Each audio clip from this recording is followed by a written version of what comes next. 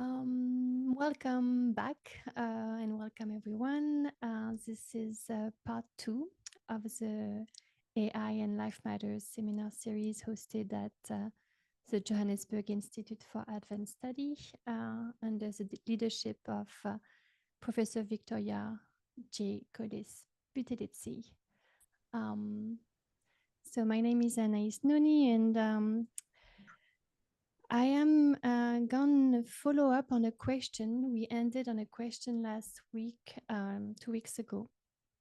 A question from Nandini Sikand around community and belonging. I kept referring to this notion of community-rooted tools that is used by a researcher, engineer that I really admire. Her name is Timnit Gebru, and she's the founding director of the Distributed AI Research Institute.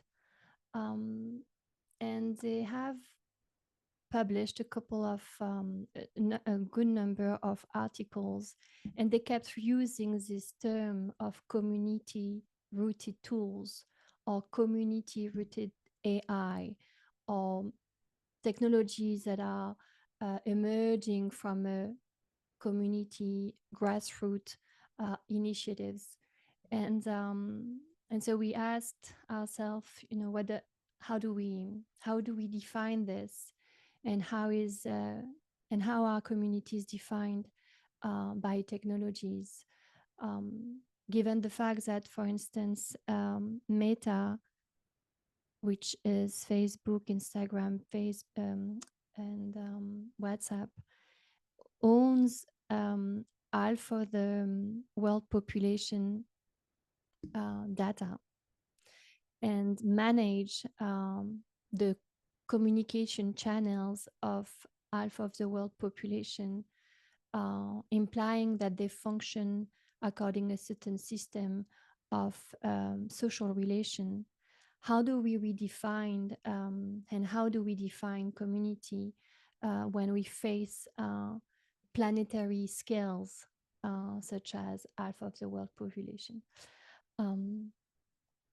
So I am going to try to honor that question that came from the community of this seminar. And I want to thank Gilles Barret for our conversation that reminded me or made it more evident that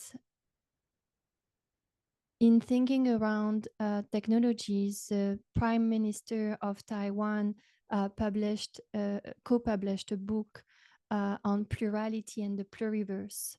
And community was defined around communities that gather or that belongs around urgent problems that needs to be addressed, like access to water being one problem, or access to social justice being one problem. So a way of thinking through communities of people and that might gather around the need of addressing problems that directly impact their life matters. And so when Nandini Sikand questioned that notion of community, she also implied, if I am correct, if I understood her question correctly, that there was also a way of belonging otherwise to each other that we might want to further investigate as we think through technologies of power, and how do we disrupt and how do we create new forms of coalition and of solidarities. And so Johal, who was part of the seminar 2 weeks ago, as an offering, shared one of his recent book. And I want to read a passage just for us to keep thinking around that notion of community-rooted tools. So it's Matt Hearn and I'm Joal. Oh, my friends, there is no friends. Page 46. When we consider bare life and the social relations of inequalities that shapes these conditions of belonging and expulsion, we have to consider the broader question of human and more than human, moving beyond the anthropogenic threshold. Self-preservation is increasingly bound to the more than human at a planetary level. To move beyond the limited scope of the self, to see shared flourishing as a precondition of the political, and to then extend that to the more than human, raises the stakes of preemptive miscommunication. What is at stake is a present day being togetherness that has the capacity to be a form of life, one that has the capacity to resist the iniquities of the world as it is, but refuses a unity at every step. And why, as I was reading his book that he shared with us, I wanted to think also about the urgency of the climate condition as a form of shared geosocial class, what Bruno Latour would call the emergence of interconnectedness, or the tapping into a form of paradigm where the old world, the world of described by the Western modernity, is also inquiring us to forge new cosmologies of belonging, new forms of interconnectedness. And this form of interconnectedness is inherently tied to what we discussed 2 weeks ago around the fact that digital technologies of power reproduce a colonial form of dependency through their megastructure and infrastructure. So the endurance of coloniality is also like a threshold for rethinking the way in which where we live also depend on what we live from, meaning what we depend on. We all depend on the habitability, the capacity to inhabit a space, but that capacity is completely unequal. Not only unequal, but it's further amplified by a form of technology. So that's a bit of the framing that I wanted to offer today.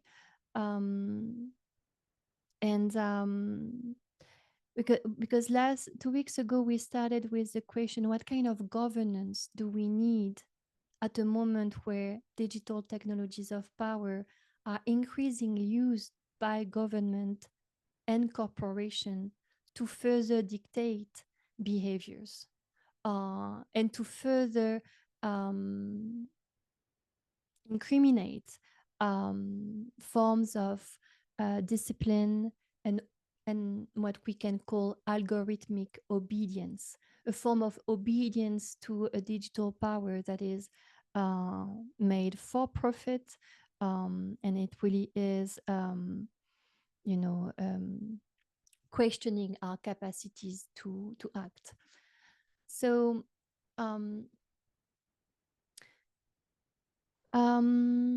that's really the framing that I like to maybe start off today.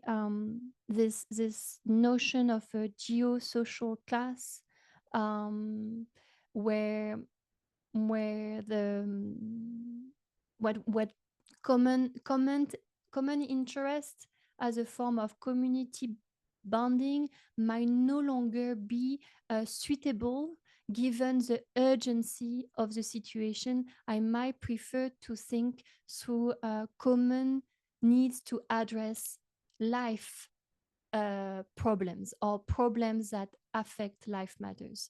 So that's really this shift of paradigm between a modern understanding of technology that is grounded in progress, innovation, and maybe a more interconnected form of acknowledging that we might need to think through prosperity as opposed to progress. What is prosperous, and what kind of community rooted tools we might need to invent that can be useful for in 10 years, in 20 years, in 50 years, in 100 years. So as you can hear, it's really from the condition of inhabitability, inhabiting the condition of inhabiting our time, that we might want to address what Patricia Hill Collins calls the matrix of domination. And when thinking through this notion of the matrix of domination, technology plays in all the different layers of hegemony, of ideology, of structure that has been portrayed as matrix or forms of axiology of power. So I am going to start.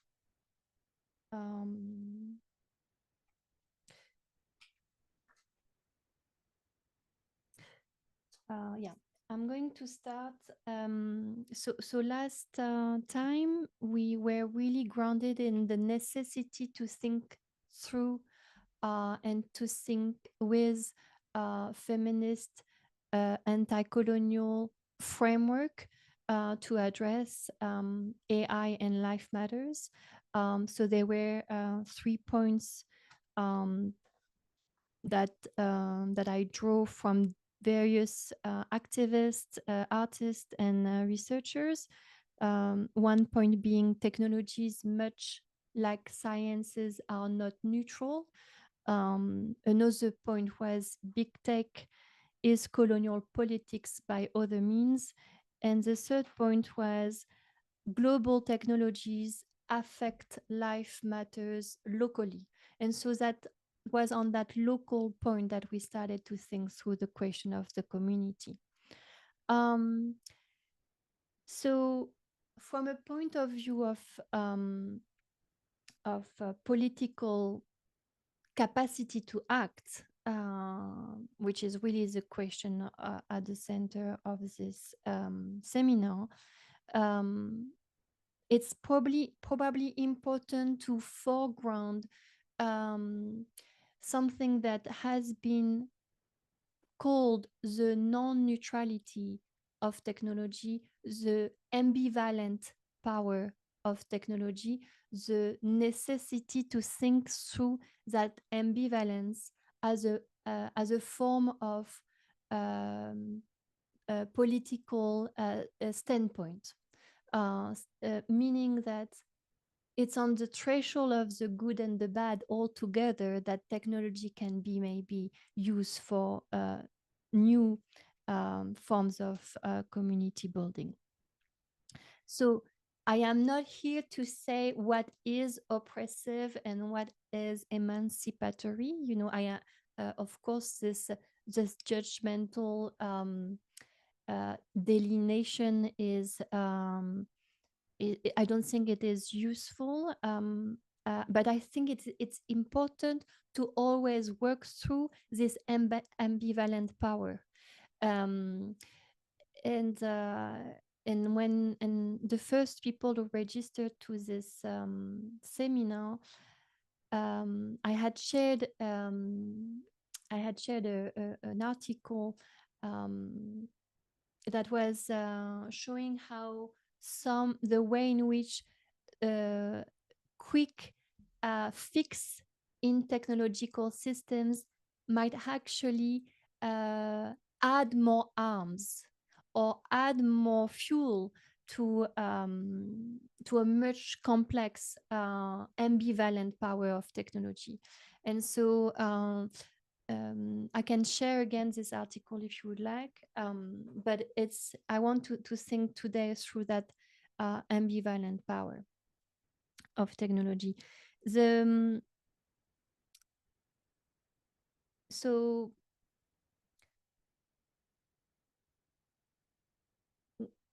my mentor, I am gonna both honor my mentor and also do a little side step.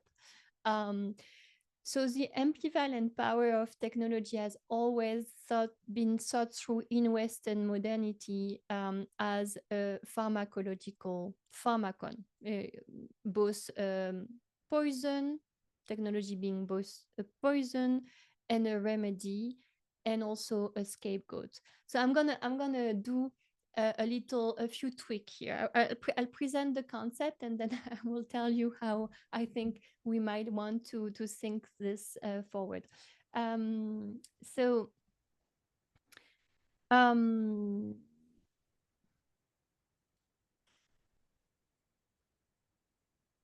for Bernard Stiegler, the human evolution, unlike other animals, is outsourced into tools. So the history of tools can be said being the history of human evolution. So the socio-technical evolution, the way in which tools evolve throughout time, can be said to inform human evolution.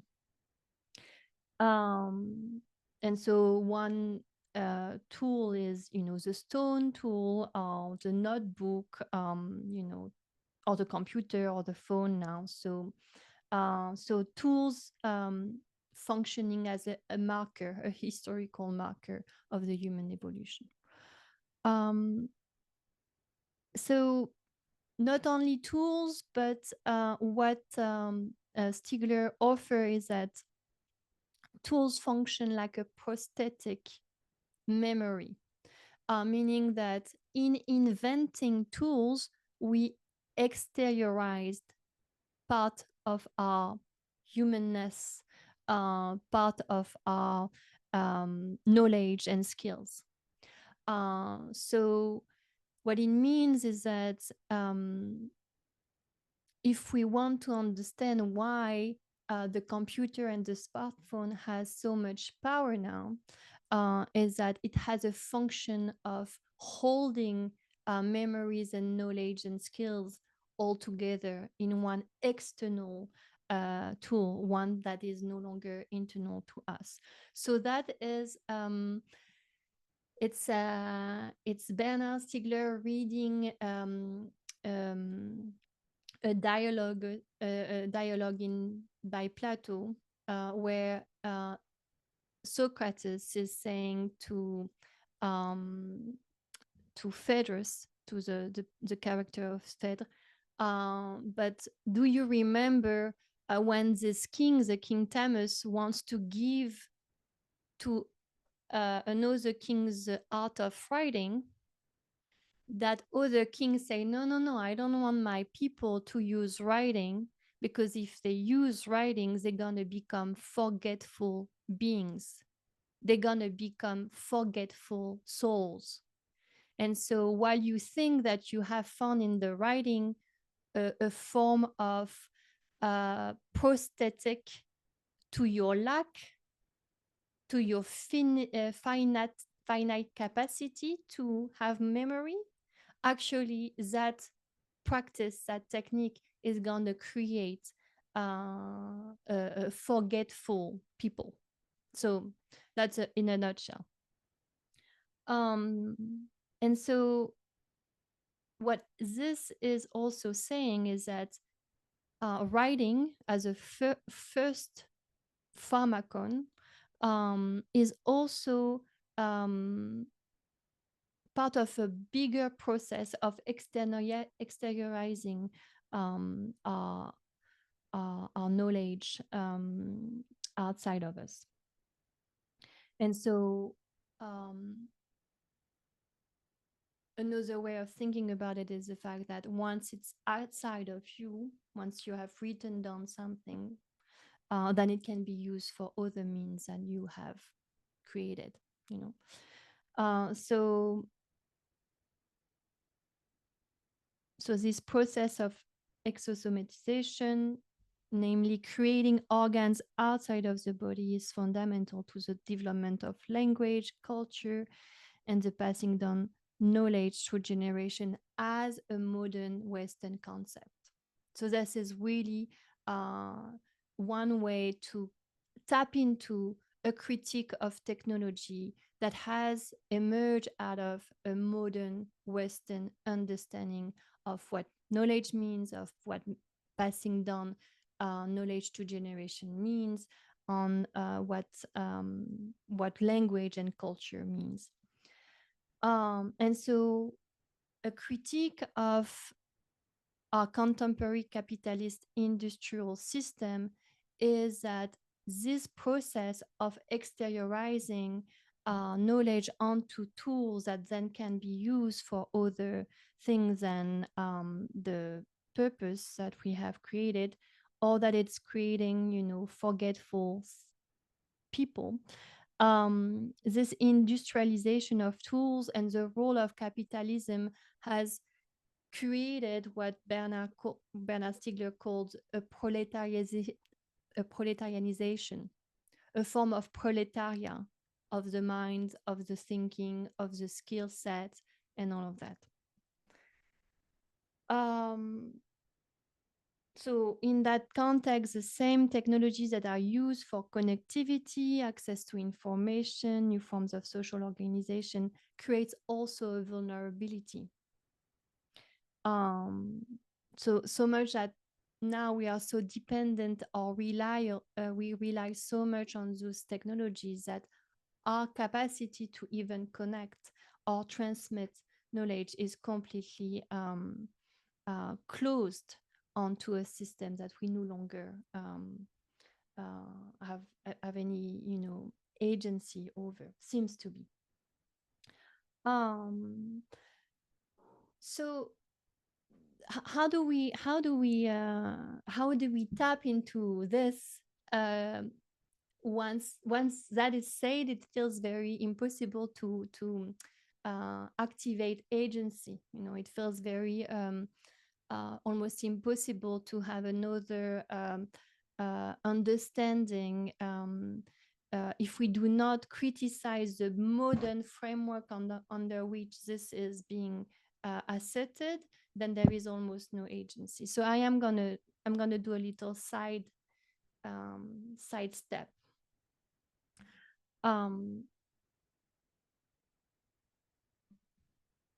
The pharmacological dimension of technology is the ambivalent power of technology as both remedy, poison, and scapegoat.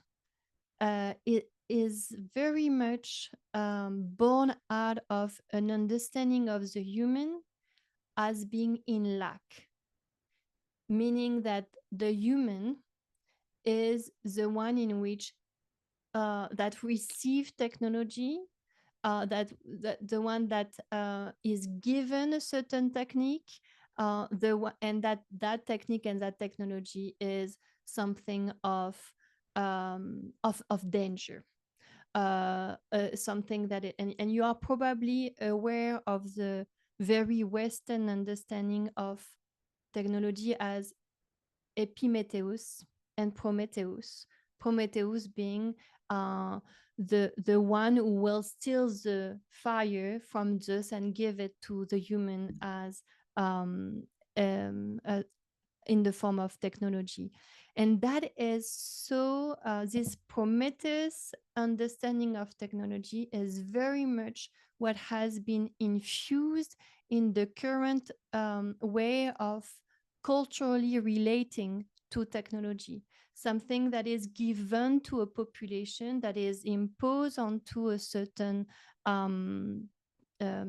generation or certain people, and that it is not at all coming from uh, the needs of a certain locality, of belonging, of community. So that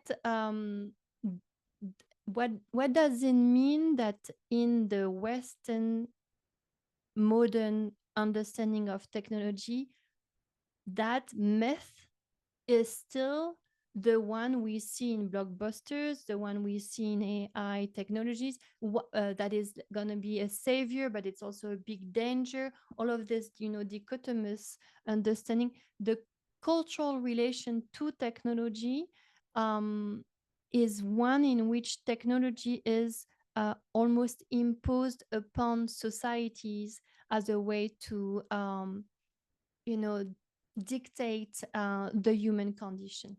And so i wanted to um I wanted to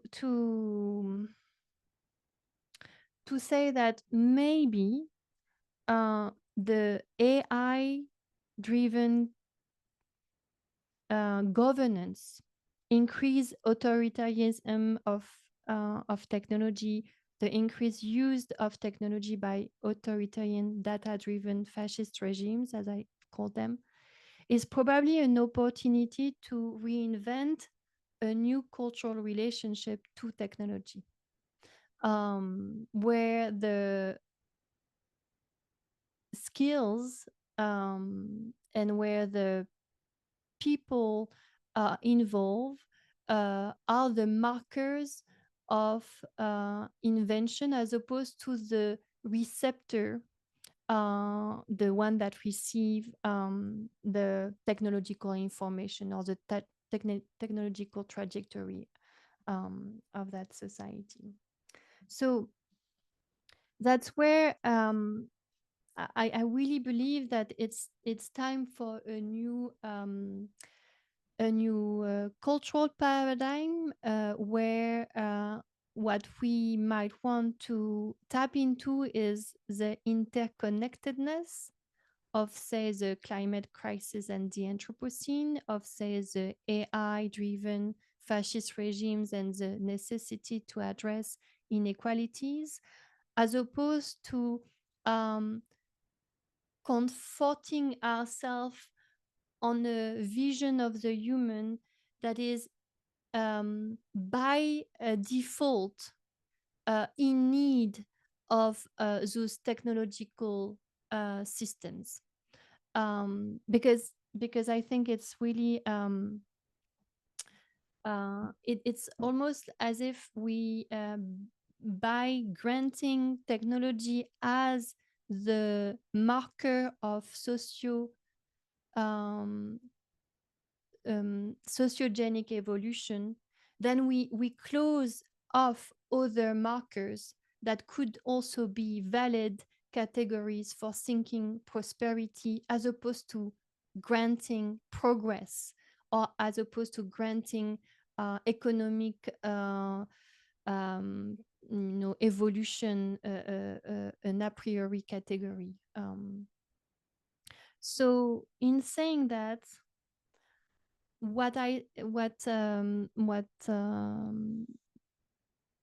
lot of scholars, such as, for instance, Tiziana Terranova, who has a landmark book on the question of the network society, has flagged the fact that in a network society, the question of the way in which we are going to communicate about technology, but the way we are going to communicate through technology, also define the trajectory of a society. And so what I am trying to say is that by re-evaluating cultural relationship to technology.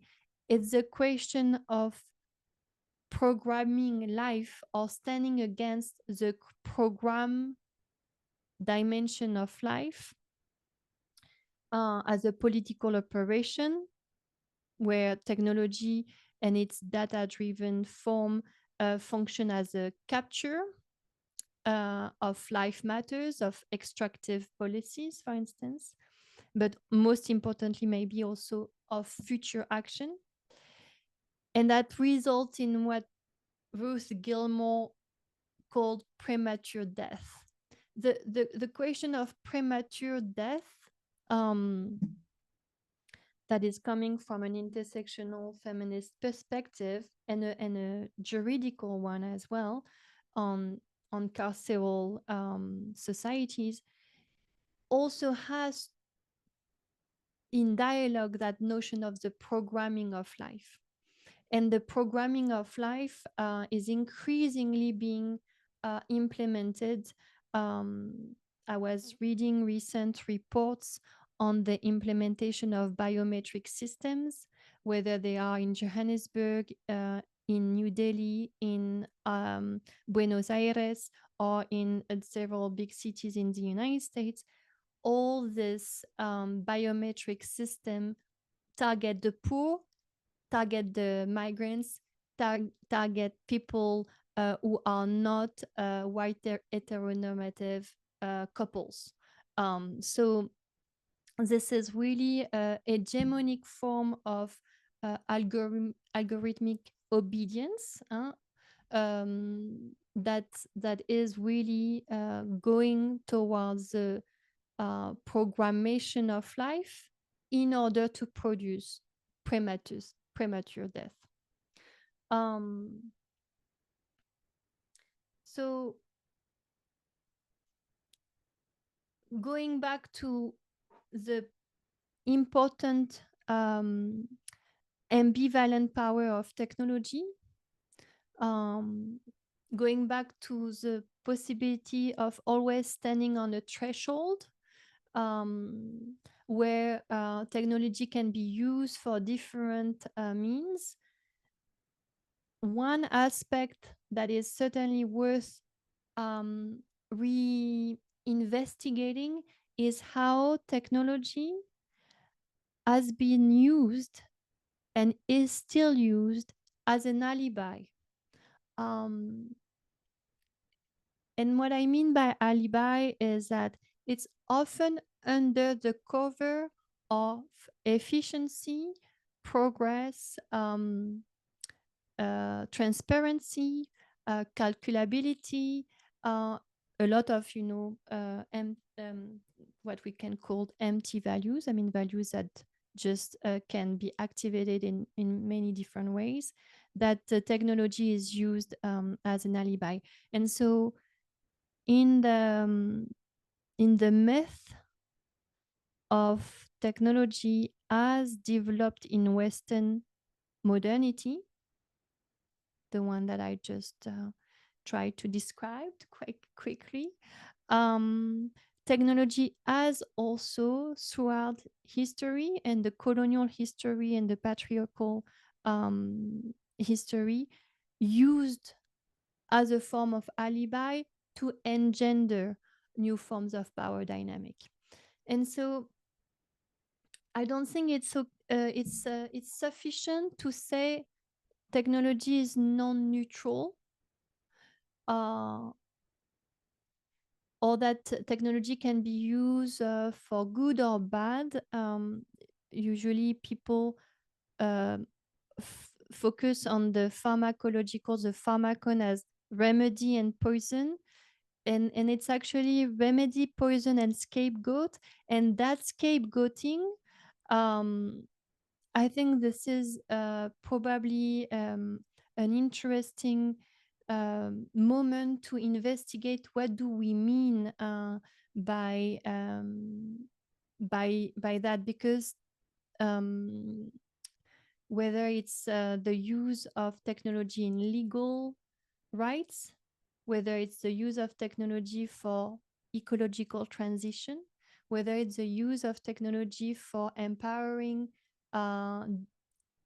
communities, there is always a narrative that for some reason technology activates or amplify. And so what about that aspect is something that I am trying to investigate. And one last point, I feel like completely all over the place today, but that's also how I think. One last point is that why is the disruptive power of technology so amplified by AI? What about the characteristic of artificial intelligence and technologies?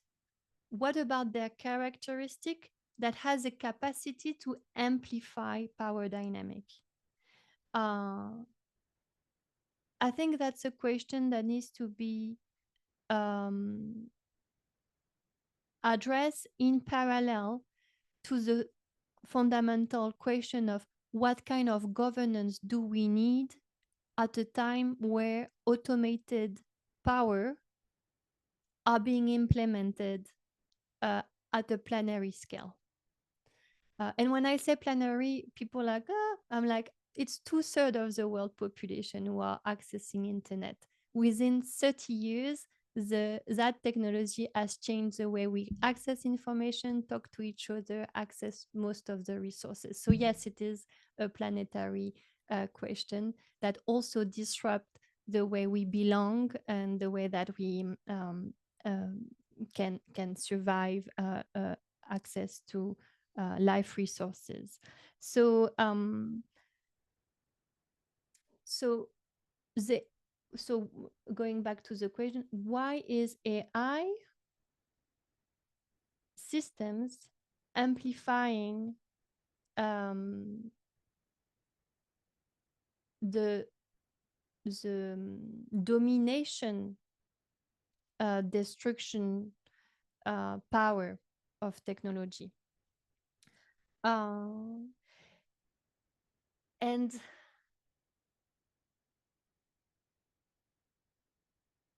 And that's where I think the dimension of alibi is super important.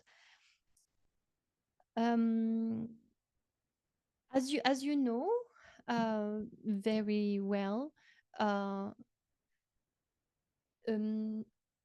authority used to be the possibility to grant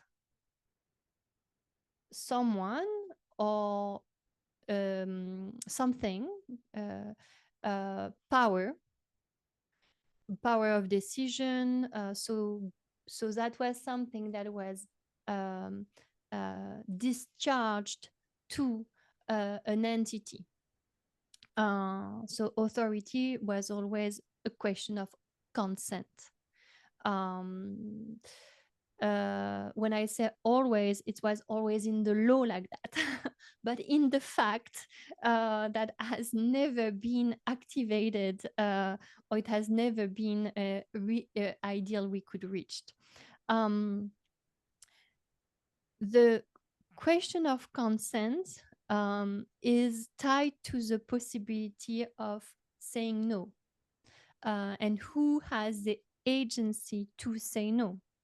To say no to data being extracted from your daily life, to say no to a situation at work that is abusive, or to say no to a situation that is going to make your body in peril or in danger.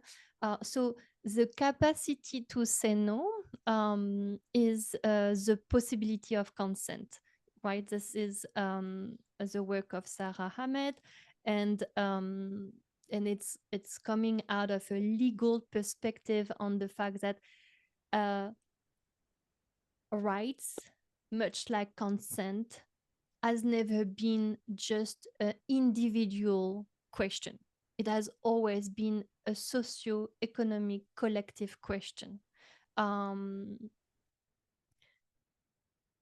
in a world where most of the tools we use are owned by at most 5 companies, if you think about the tools that you use on a daily basis, they're most likely going to be Google, Microsoft, Apple, Meta, those few ones.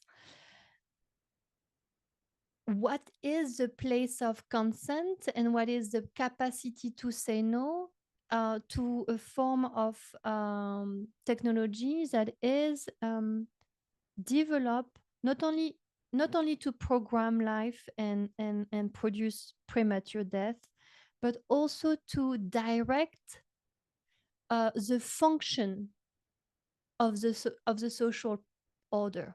So the and I want to end on that question of consent.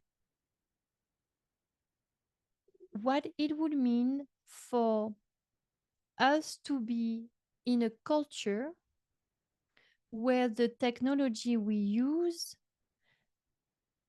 require not only our consent, because that's the framework, that's the alibi that is being presented to us. We click and we give our consent, but where we actually are responsive to our input or to our needs, or to go back to the beginning, to the fact that we might belong to a community that needs to address life problems, that needs to address problems that affect their life matters.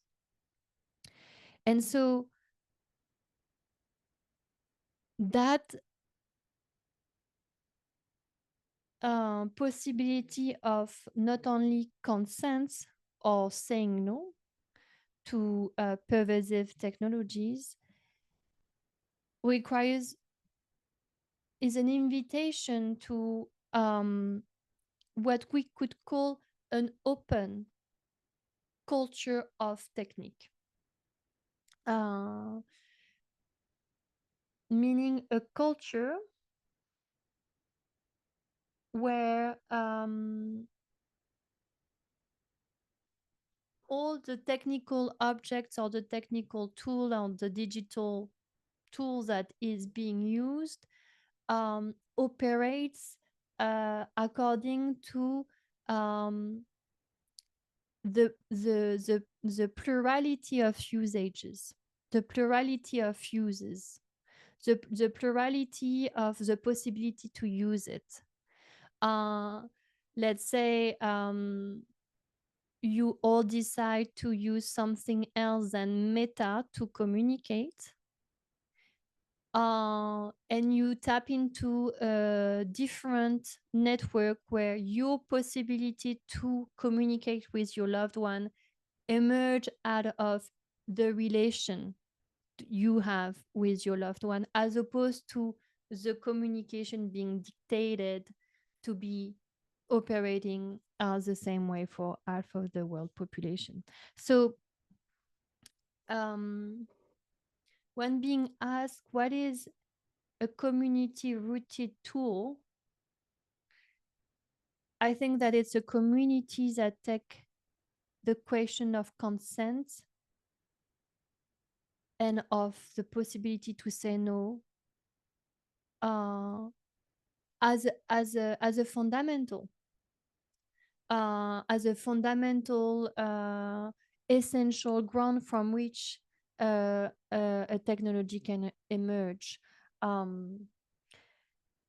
Because the solidarity that we might want to strive towards in terms of community belonging, if it is shaped by the dependencies to technology, then we are running into a dead end. We I am reading a lot of wonderful articles that I will share with you around the need of feminist and anti-colonial approaches to technology, and I see a lot of critique of the way in which those technologies have also have been invasive to our imaginaries, to the way in which we are able or not to imagine otherwise, the possibility to share information, to be in relationship, to be in form of solidarity with others.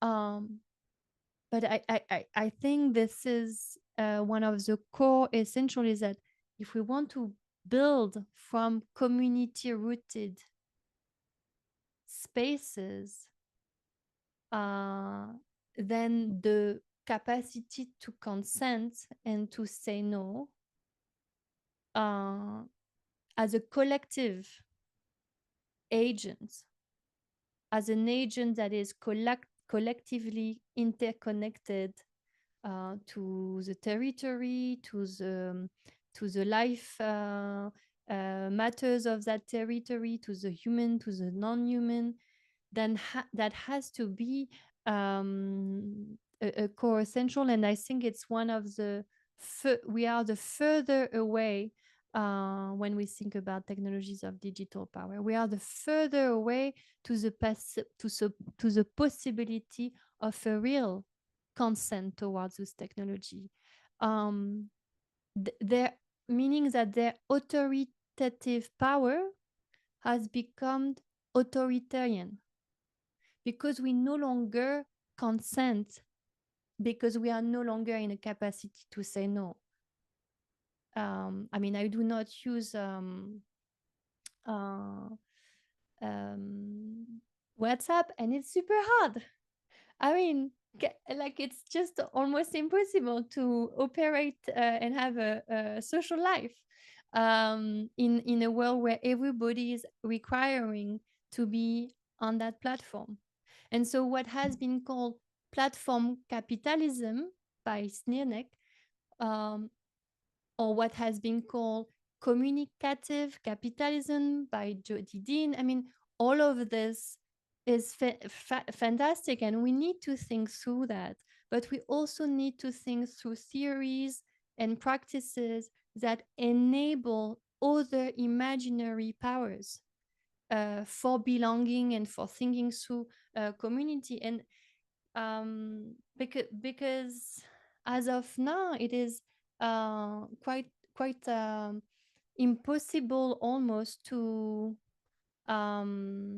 do a side step. And so that's why I wanted to try to offer, maybe it's not a critique of the Pharmakon, it's not a critique of, I mean, how could I critique my own mentor, but I'm just trying to say within the framework of Western modernity, that myth is no longer helping us within theories of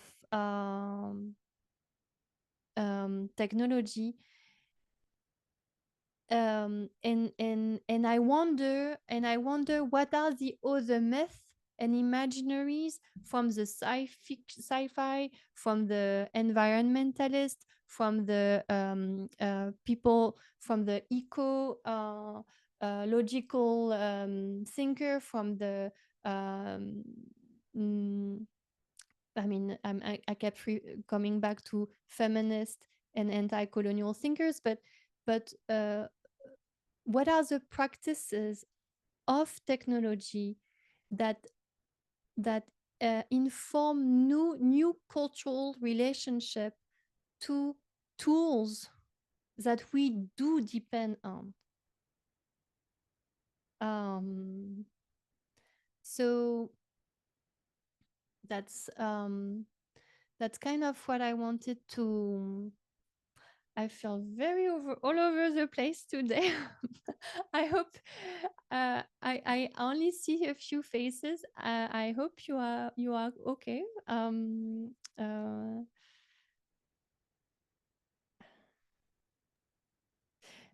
Maybe one last thing is that uh, the a lot of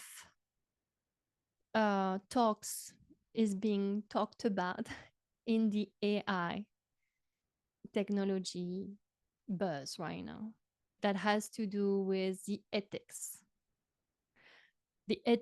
of AI, the fairness, the transparency, all those values that are supposedly ethical values. um and as I said 2 weeks ago, I am really completely infuriated by the very programmatic, prescriptive uh, form of AI where people dictate how we should use or not use, or the normative AI where it's about norming, informing with norms, uh, and norms that produce forms of rights that we know are quite completely obsolete at that moment where nation states have a little power over corporation. And so um, I really believe in a form of ethics that is grounded in the technical usage. And I see Gregorio and he's like, that's very Simondonian. And I'm like, yes, it is. But it's also really a way to say this is probably an opportunity to reinform uh, cultural relationships to technologies that are open in their form of usages, but also in the forms of imaginaries that they propels. Yeah, and I'm gonna stop here now. Would you like us to open to the conversation? Yes.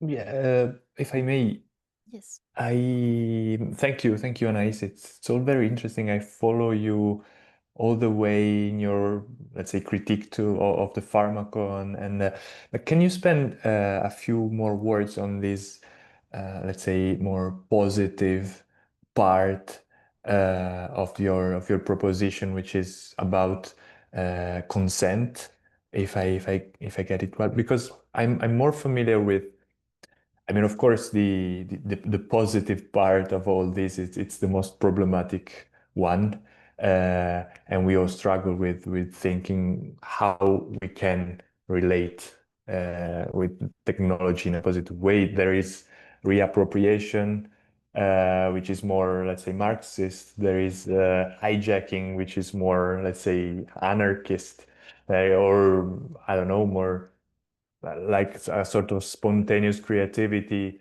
But then consent, if you can explain a little more, I'm very interested in your viewpoint, and I'm not familiar with it. Yes, there is a really fantastic article um, by Paz Peña and Juana Varón, Artificial Intelligence and Consent, a Feminist Anti-Colonial Critique. And I mean, Paz Peña is such a remarkable scholar, and she has written on that legal gap of the notion of consent. And that notion of consent has been, developed in feminist critique of legal rights. And so she's offering a way of thinking about consent within the data warfare, the digital studies, digital societies that become a welfare state based on the automatization um, of um, of allocation. For instance, she takes an example of the fact that in most societies, and actually in France, a very amazing uh, legal union has shown that in most states, the allocation of social warfare is now being attributed automatically through algorithm who decide who gets to receive what. So in India, the country, which has more than 1 billion and 300,000 people, has created a biometric system where the distribution of welfare is allocated through algorithm. But in order for poor people to receive, let's say, the allocation around, you know, money, let's say money, they have to consent to give their biometric fingerprints. They have to give their biometric eyes. So the notion of consent here is not really a consent.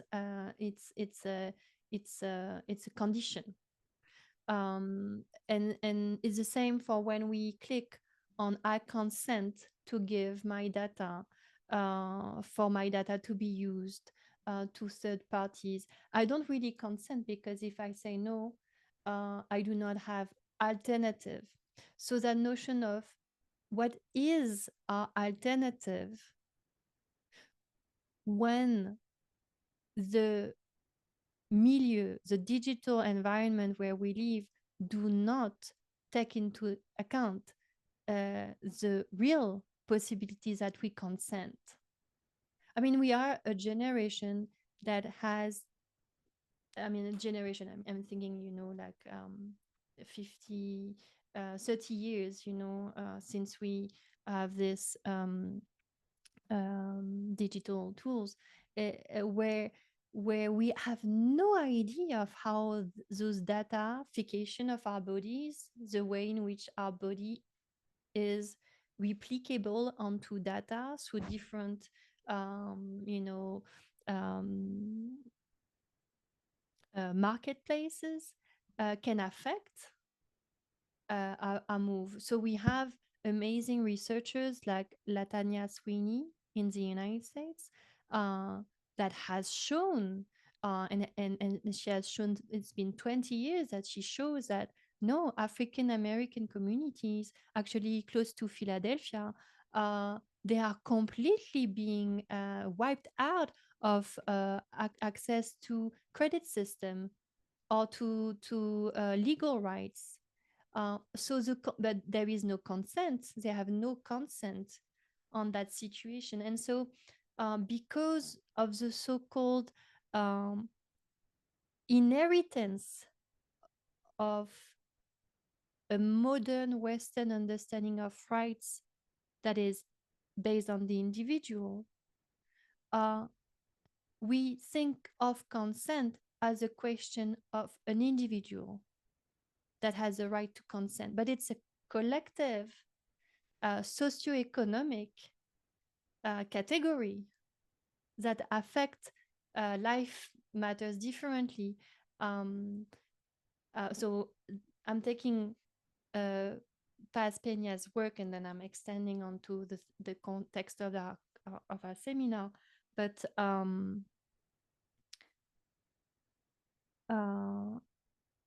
That's also why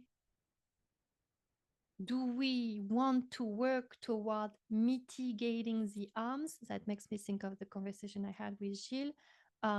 Do we want to mitigate the harms of those technologies, or do we really have to tap into a completely different ways of culturally relating to tools that can make the creation of new tools possible, but also the creation of new imaginaries for the society where we might want to be? Because to be honest, before AI, we used to call it digital studies. So it's been around for quite a while, to talk about algorithms and software and all of that.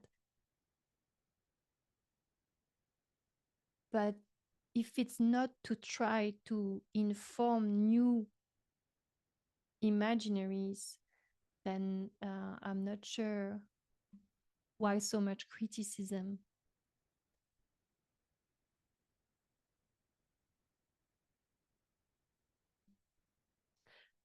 But thank you for your question.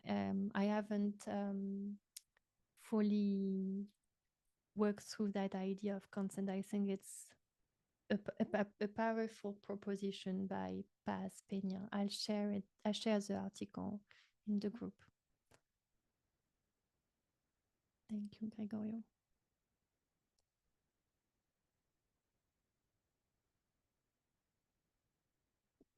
Someone would like to join?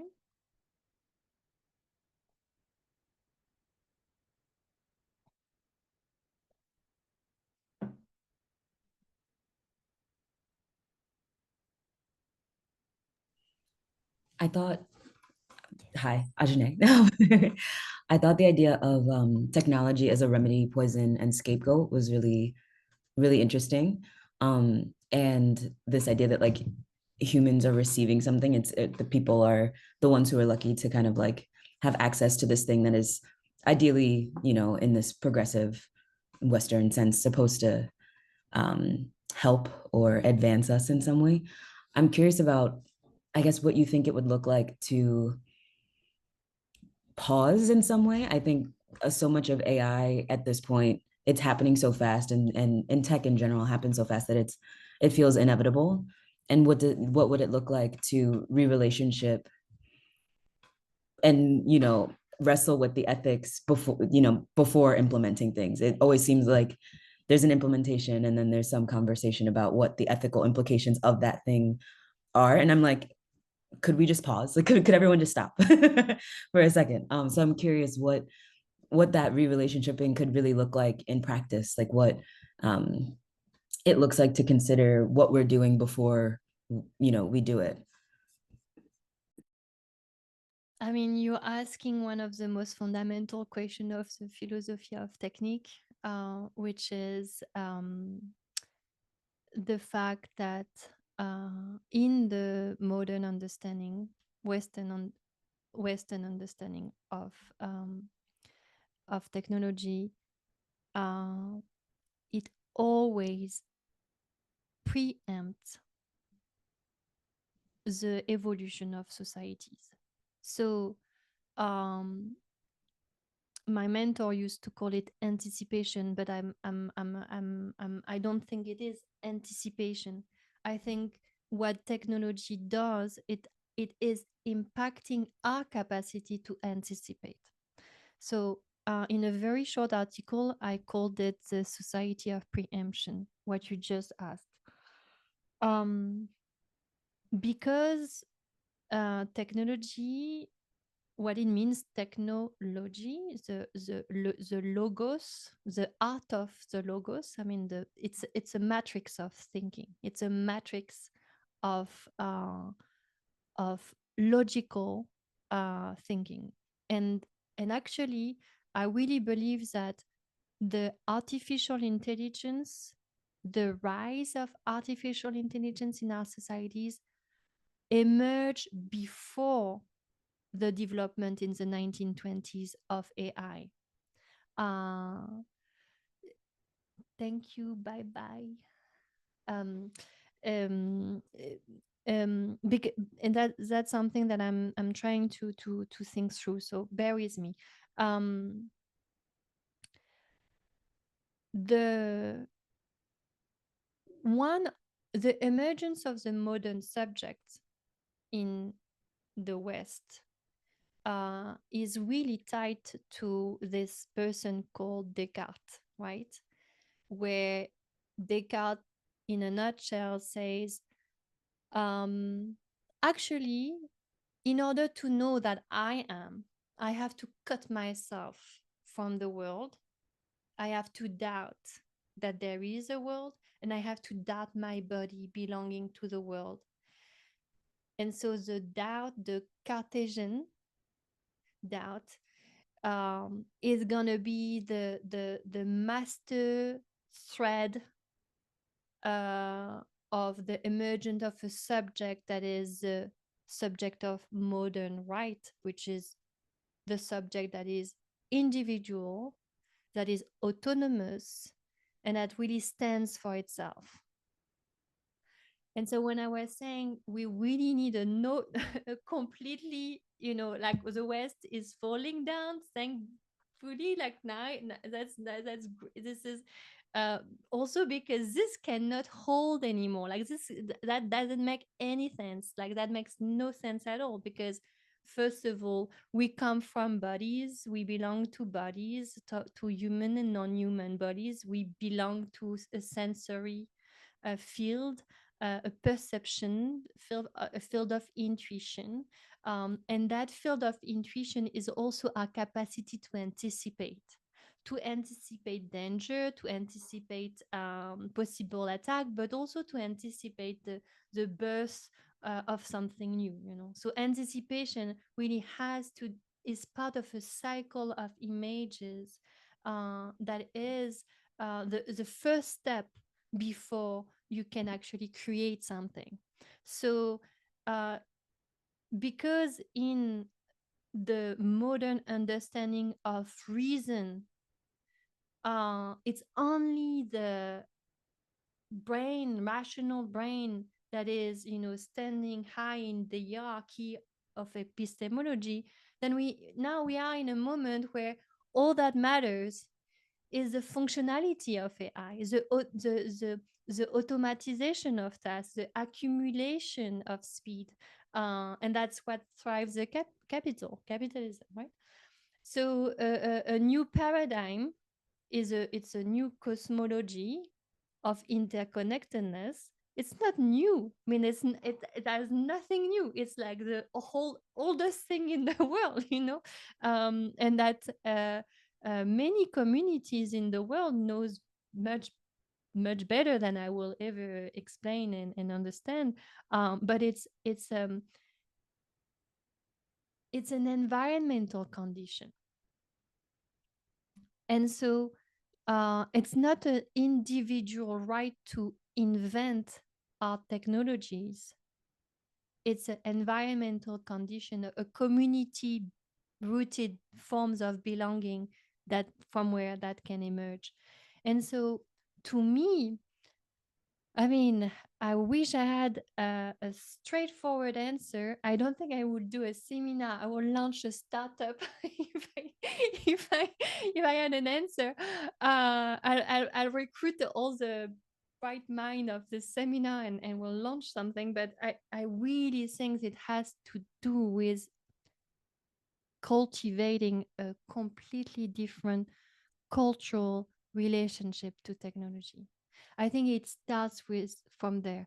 It starts by do not consent to the parameters of the technologies that you use every day. Just enough to create some room to see that there are other ways to do. So for instance, again, let's say you list all the digital tools that you depend on a daily basis. You'd list all the you create a cartography of your digital dependencies. Some people are going to list their phone, some people their computer, some people their GPS, and then they're going to list all the cartographies of dependency to digital technologies. And then you have to ask yourself, with the people that you are in connection with, how can you do things differently, just to create enough brain power to start to think a bit otherwise. Maybe next time I'll dive into what AI does to our brain, what AI does to our mind, what AI does to our imaginary. That was the topic of my dissertation. So a couple of years ago already, but but maybe next time I'll dive into that, because your question is also, how do we create new forms of belonging to technologies in a world where our behavior is preempted by the technologies we depend on. We are facing a conundrum. We are facing, and so that's why I think we really need a cultural paradigm shift of our relationship to tools. We can no longer just adopt new tools that are apparently seamless devices. Technical mentality is a step, maybe. Thank you, Renzo, for that question. It's technical mentality is a notion that was developed by a philosopher called Gilbert Simondon, and most of his work is now being translated. And it really it's a call for understanding that our relationship to otherness, whether it's a person, whether it's a stranger, or whether it's an object, a technical object, is conditioned by our capacity to grant that other values, symbolic values, cultural values. And so a technical mentality is a mentality that is not, it's welcoming of a foreign reality, because that foreign reality is actually part of us. So it's an understanding of technical objects as being part of a wider interconnected realm, a milieu, an environment. What I like about technical mentality is that it really is, a way to respond to a form of alienation, a form of cultural alienation that is systematically putting hierarchies of values between that person and that person, that data and that data, that object and that artifact. But I think that one of the limits, and again, I mean, Gilbert Simondon is a is a philosopher that I studied a lot. So I am not gonna just say it's not good. That's not what I mean. But it's what I mean is that technical mentality, is too much forgetting of the bodily situatedness of beings. And I think for me it's too important and too politically important now to give space to the way in which we can produce, and we produce meanings by beings incarnated in our flesh. I mean, this is, and it's also from our flesh that we think, and it's with our flesh that we belong. So that's something that in Simondon you have less, and it's interesting because one of his mentor was very flesh oriented. So, but anyway, that's too much of an insider thing. But yeah, I hope I try to give you a bit of an answer. Ashane. Yeah. Thank you for your question. It's a big question. It's a really, really big question. Okay, so Viviana, a question about AI. It amplifies what is going on with technology. I think that in to the question of consent, there is a question of alienation. Yes, people are going to illiteracy. Some people know to point, others know. There is no more exosomatization. Yeah. So probably that will be the theme next in 2 weeks. You know, what is really happening with what researchers have called the cognitive discharge. You know, the future of critical thinking in the age of AI, where it's no longer a question of Google rank. And it's no longer, and I do not believe it's a question of stupidity. Is the Google making us stupid?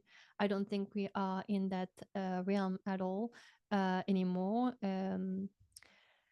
I think it's, and that's where maybe the Italian thinkers on the question of automation.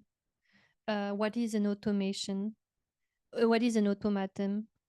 How it has been used, and what is autonomy in the face of those automaton.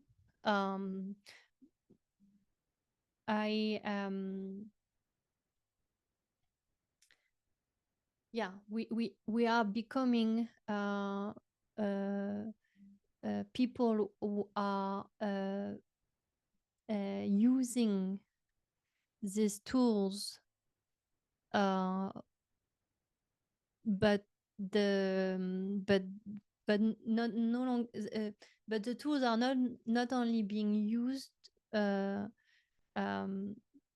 against us, but they are making us useless. You know, that's. But I am not at all saying that AI is replacing jobs. Huh? That's completely fake. If you look at the reality, is that AI is producing even more precarious jobs. They are just being outsourced and invisible. So the thing of saying, oh, AI is replacing jobs. No, that's an authoritarian ideology that is scaring people. People are being laid off, and they are not being replaced. The way in which AI is being used is definitely to populate the critical thinking autonomous aspect of our minds. But I can dive into that in 2 weeks. I think that it's a big political question. That's to me much more important than the people losing jobs. People have been losing jobs to machines, but we are not seeing it's not the same practice at all. And there is a lot of people who are jobless. I mean, in South Africa, between the age of 15 and 35, it's 48% of the population that are jobless. So, but that was also the case before AI. So, no, AI is creating very precarious jobs for people annotating mostly what is biosurveillance. and facial recognition technologies. One great article is quite long. I mean, it's like a small book, but that's something that it gives you a lot of information. It's this one. But I'll share. Beyond fairness in computer vision, a holistic approach to mitigating harms and fostering community-rooted computer vision research, and that shows the extent of which AI is actually being implemented in different governments throughout the world.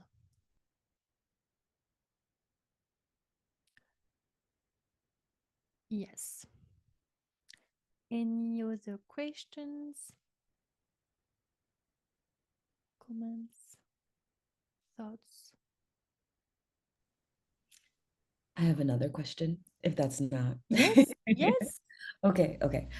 So in my work, I think a lot about the types of knowledges that are contained within art and media, and thinking about them as valid forms of knowledge production as a sort of intervention into Western epistemologies. And this idea that of like smartphones as some that's kind of like external holder of memory that we think is like a solution to the human forgetfulness, you know, that or our inability to perfect our own memory or in some way, is like really interesting to me, because and then I started to think about these other forms as little memory containers or little memory holders. So I think then going back to your question about like what about AI and what about tech amplifies the destructive tech capacities of tech, or what is so urgent and so concerning about this like particular moment. I think it also in some ways connects to like what about the like technological plane is already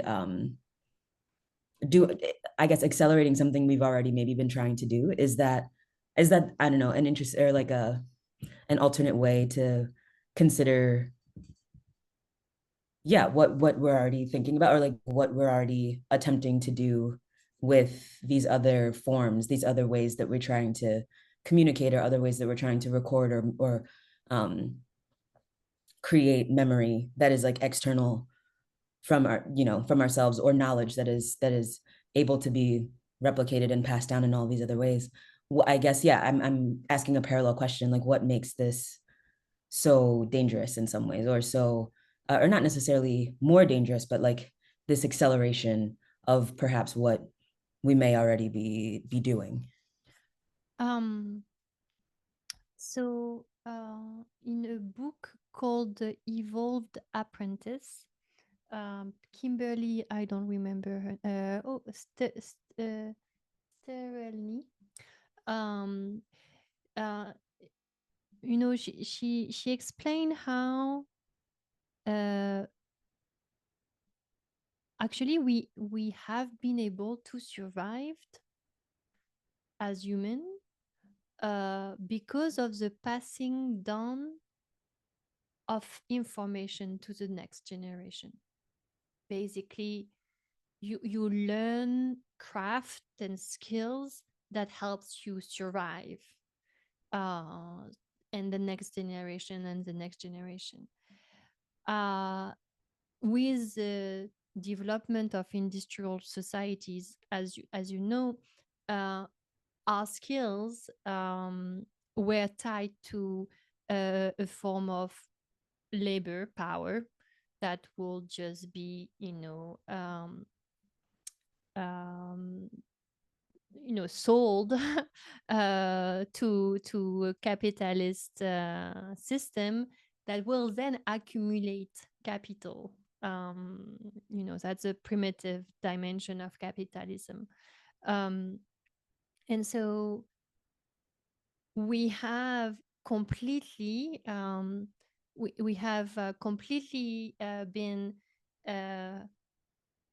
distorted from the capacity to own a knowledge that is transmitted from generation, and to have the responsibility to transmit to the next. I mean, for instance, all the things that my grandmothers used to know, I am like useless. It's shocking. It's shocking. It's devastating. Yeah, same here. It's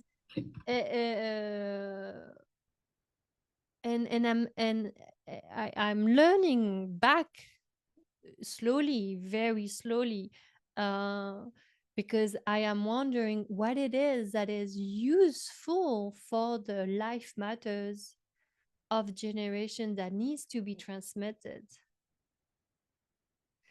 And that horizon of knowledge as value worth transmitting has completely disappeared. I mean, completely, not completely, thankfully, that's not met. But we are so remotely engaged from an ecological understanding of our environment as cultural as cultural as cultural uh, capital or skill sets, and so with rise of AI, maybe it's great that people are starting to be illiterate. I mean, I don't no, it's not great at all because they are more vulnerable to manipulation, and I'll talk about that more thoroughly next week, in 2 weeks, because the studies are like it's like a nightmare. But I want to say that proletarianization of the mind has been implemented for a couple of decades now.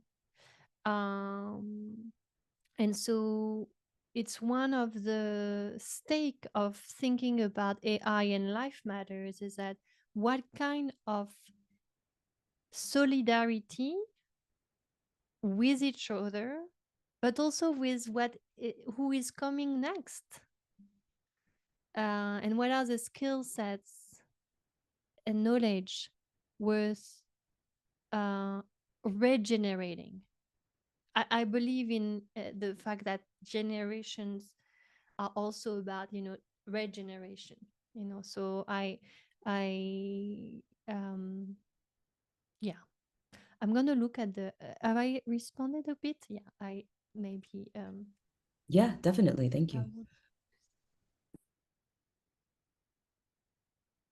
Yes, the reproduction of knowledge classes. I mean, that's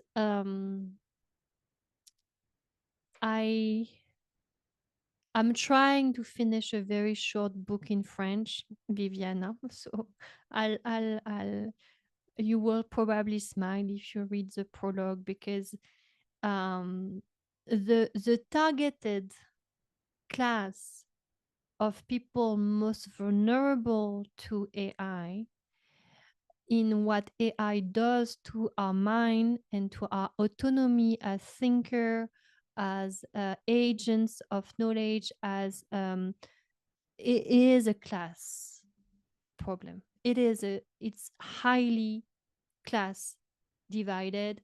I mean, it's not news to anyone that the CEO of Apple, the CEO of all the big tech companies in the Silicon Valley, their kids do not touch a tablet. It's forbidden in the house. They do not go to school where there is any technology. They play with toys and they create narrative and they embody characters like what is useful to the imagination of a free mind. So the free life of the mind is what is actually targeted with those tools. It's not a question of jobs. It's a question of the autonomy of the thinking subject. Because the question of jobs has always been a problem with the industrialization and the we talk about the fourth industrial revolution. There was the first one where we learned to produce more. There was the second one where we used to consume more. And then there was a third one where this speculative narrative around what is actually worth something, financialization of things. And now we're tapping into a forced evolution of capitalism where the speculation around goods is attached to a wide planetary global systems of circulation of capital. And so what are we talking to people about skills when they have sold their skills power long time ago? But now what is happening is definitely something that has to do with the autonomy of the thinking subject for mass manipulation. It's like, that's why I do not talk really about ideology anymore, because ideology is the image of thoughts.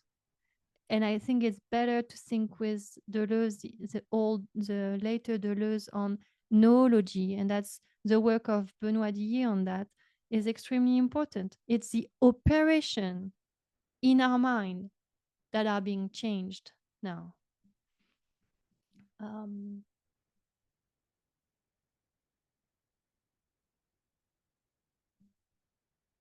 Okay.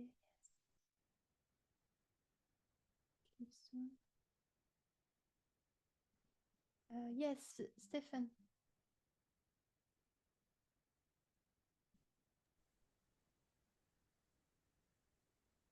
Yes. Hi, Thank you Stefan. very much. I was thinking twice whether to say something because since you started these sessions, something just came up, which is weird. Yes, yes, because it's scary how we are controlled. It's actually scary. I just realized that because I was reflecting on myself, what I do normally to my cell phone, the computer, and the internet, how much time I spend on it, and this idea of algorithms and all stuff, how it programs us sometimes to watch some things and waste time, you know. So I'm looking forward to the next series because I really want to find ways in which I can detach. Because there was a time when I always used to think that technology is actually helpful, it's progressive, which is true. But at the same time, it with this some of the elements that you are explaining about memory and stuff, you don't realize it, until someone starts talking about it, then you realize now. So I remember last time when you gave a presentation about how we are controlled, because one of the things that I discovered, which is very simple, I go to YouTube. I'm forced to watch adverts if I don't pay for the premium. So they're telling me already how I'm supposed to. And sometimes, even if you are researching an important article, you want to read it, there'll be a pop-up that will tell you that if you don't click here, you don't see the article. When you click, you are forced to watch other things that you're not supposed to, that will waste most of your time, so that you will be able to have access to that particular thing. So I think it would be very helpful, really, I don't know how to detach. It's like I've been looking at how much time I spend when I want to be productive, when I want to look for an article, like in the internet, how much time I tend to spend without any production, trying to look for something very small because of the way technology does it. And what it does is also it always tries to give you things that you normally research on, but you don't get what you are looking for. I don't know whether it really makes sense. Yes. Yeah. So to be honest with you, when you started giving these series, I started feeling very uncomfortable with it. You see, it becomes so scary, but there's a dilemma that I don't know how to detach because it has become like part of you. Like, for example, not to have a cell phone just for a day. You feel like you have been cut off from your life, something like that. So I hope that maybe in the next seminar series, maybe you give us some of the clues how to detach, because we really need to be alive again, or else everything is stuck on the screen. But at least maybe I'm able to talk to you now when you're not at JIAS and you're on the other side. But it's very scary for me. Thank you. Yes, thank you. Thank you. So you can use, I'm going to you can use Brave and Duck Go, which are two web brothers. And so if you use Brave or you use DuckDuckGo instead of Google Chrome or instead of Mozilla Firefox, you will not have any ads neither on YouTube nor on your websites. You might be restrained by a certain websites will say, well, you are using a website that has a web browser that has tracked down the things. But yeah, I have written them down just above your text message, Stephen. And you can also use Ghostery, which is a way to stop ads, or like one that's a cookie tracker, or or something that's called stop ads, I think. Just and so then the internet becomes ads free again. But what you just described as the mechanism, we go on the internet, we are looking for an information, meaning we are using a tool because we have a specific need. That is usually the time lapse that is targeted for different applications and software to capture your attention and then to make you go onto a series of websites and advertisements that you did not ask for. I can talk more about all of this, which is called also the economy of attention, and how your attention is now being targeted, not only because while you are spending time on this platform, you produce data that is then captured, but also because the more time you spend on this platform, the more ads is being shared to you. So it has a monetary value that you are staying on this platform. That's why, I mean, if you have, for instance, if you have Instagram on your cell phone and your cell phone is not on the black and white, there is no way you cannot stop scrolling. It's literally made to be completely addictive. There are researchers that have shown it's actually more addictive to heroin. I mean, it's not with the lethal, uh, danger of heroin, thank goodness. But still, it's completely you hooked. You hooked.